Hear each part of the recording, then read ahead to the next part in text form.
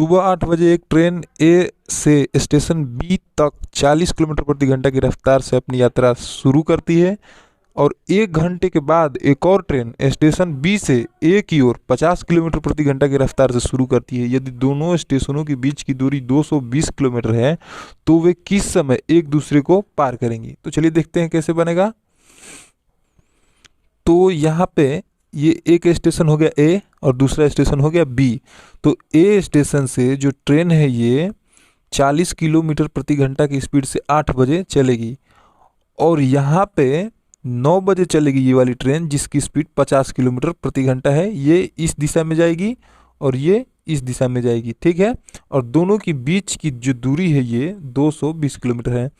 तो ये जो पहली ट्रेन जो है 40 किलोमीटर प्रति घंटा की रफ्तार से चल रही है, ये 1 घंटा में 40 किलोमीटर की दूरी तय कर रही है। तो ये 8 बजे यहाँ से स्टेशन ए से चलेगी तो 1 घंटा के बाद ये क्या होगा, 40 किलोमीटर की दूरी तय करके मान लीजिए कि यहाँ पे पहुँच जाएगी। तो यहाँ पे ये जो 40 किलोमीटर दूरी तय कर चुकी होगी, तो ये टोटल 220 में से ये 40 तो दूरी तय कर लेगी 9 बजे तक। यहाँ मान लीजिए आके 9 बज जाएगा, ठीक है। तो 9 बजे ये ट्रेन यहाँ पे आ जाएगी और ये जो ट्रेन है दूसरी, ये 9 बजे अभी वहीं पर रहेगी। अब जब 9 बज जाएगा तो पहले यहाँ पे पहुँच जाएगी और दूसरी भी अब शुरू हो जाएगी, यानी कि अब 9 बजे दोनों ट्रेनें शुरू हो जाएंगी। तो अब क्या होगा कि 220 किलोमीटर की जो दूरी थी उसमें से तो पहले वाली ने 40 किलोमीटर दूरी तय कर दी है 9 बजते बजते। तो अब 9 बजे 120 किलोमीटर ही दूरी रह जाएगी दोनों ट्रेनों के बीच की।